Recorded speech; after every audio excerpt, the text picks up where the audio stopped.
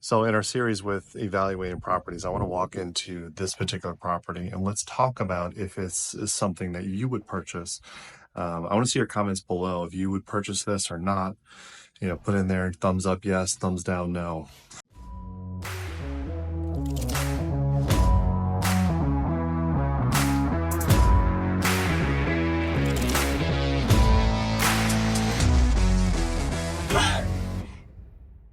Let's just start here in the beginning. When you enter into this property, you have a front bedroom right here. In that front bedroom, it goes into, well, it's locked. It's going to go into this bathroom right here. Okay. So we walk over here, walk in the kitchen. Now this price point is about $240,000 per unit. It's going to be a 3-bedroom, 2-bath. So typical what you're looking for. Some of the finishes that are in here, this is not marble. This is a Formica top. This is standard kind of cabinetry. I call it their Home Depot special. Just solid, wood cabinets, Formica in top, not soft closing or anything like that. Or, well, no, I guess they are soft closing. So let's go upstairs. Let's take a look, see what we got. Finishes in this house are, this wall is supposed to be gray. It's kind of like a gray blue, not too gray. This upstairs is what really kind of gets interesting. You would think walking upstairs, you would down this little hall, that this is a bedroom. And in fact, it's a storage unit. So as a rental unit, this could be a little bit scary because, it's an access point that you probably wouldn't want people to touch, but people are going to put your Christmas trees or whatever else inside there. Washer and dryer area, nothing too spectacular about that.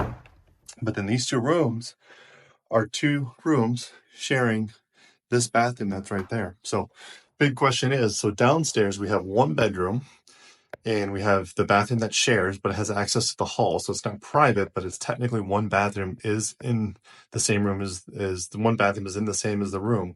And then we have 2 units here, or 2 bedrooms here that are going to share a bathroom that's detached. So on the surface, I kind of go, well, I don't like that.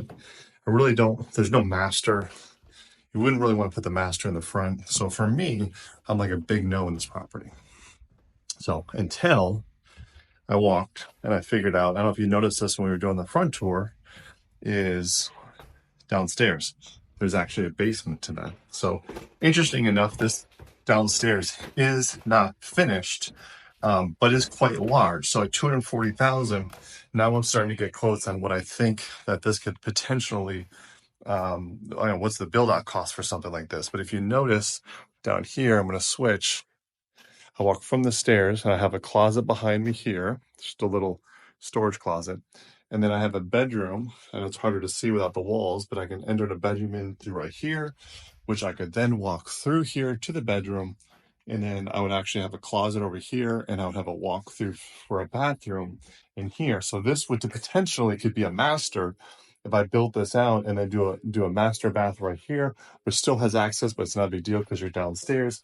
And then I can actually do a pretty nice like little seating area or a study or something like that. So this would end up being a pretty cool little layer for somebody if they were going to go ahead and do a master.